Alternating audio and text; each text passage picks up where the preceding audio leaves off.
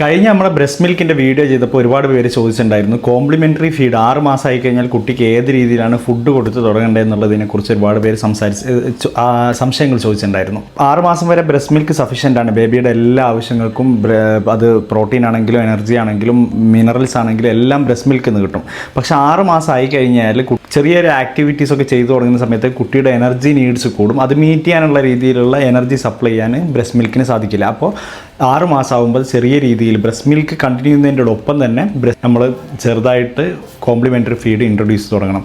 ആദ്യം ഇൻട്രൊഡ്യൂസ് ചെയ്യുന്ന സമയത്ത് സിറിയൽസ് ലൈക്ക് മുത്താറി, അതുപോലെ തന്നെ റൈസ് തുടങ്ങിയ സാധനങ്ങളൊക്കെ ആദ്യം ഇൻട്രൊഡ്യൂസ് ചെയ്ത് ലേറ്റർ നമ്മൾ ഫ്രൂട്ട്സും വെജിറ്റബിൾസൊക്കെ ആഡ് ചെയ്ത് പോവാണ് വേണ്ടത്.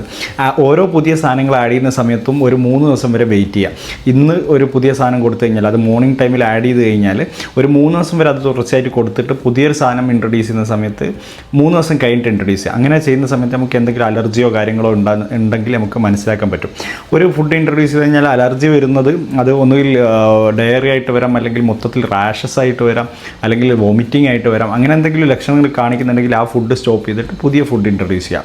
ഒരു 3 ദിവസം വെയിറ്റ് ചെയ്തിട്ട് പുതിയൊരു ഫുഡ് ഇൻട്രൊഡ്യൂസ് ചെയ്യാം. ഒരു വർഷം കഴിയുമ്പോഴത്തേക്ക് വീട്ടിലുണ്ടാക്കുന്ന ഫുഡ് തന്നെ കഴിക്കുന്ന രീതിയിലേക്ക് വേണം നമ്മൾ അത് ഗ്രേഡപ്പ് ചെയ്ത് കൊണ്ടുപോകാൻ വേണ്ടിയിട്ട്. വെജിറ്റബിൾസ് ആണെങ്കിലും ഫ്രൂട്ട്സ് ഒക്കെ ആണെങ്കിലും മാഷ് ചെയ്തിട്ട് അത് ഒരു സ്പൂണിൽ നിന്ന് സ്പിൽ ഔട്ട് ചെയ്ത് പോകാത്ത രീതിയിൽ ഇതുപോലെ കൊടുക്കാൻ വേണ്ടിയിട്ട് ശ്രദ്ധിക്കുക. Okay, thank you.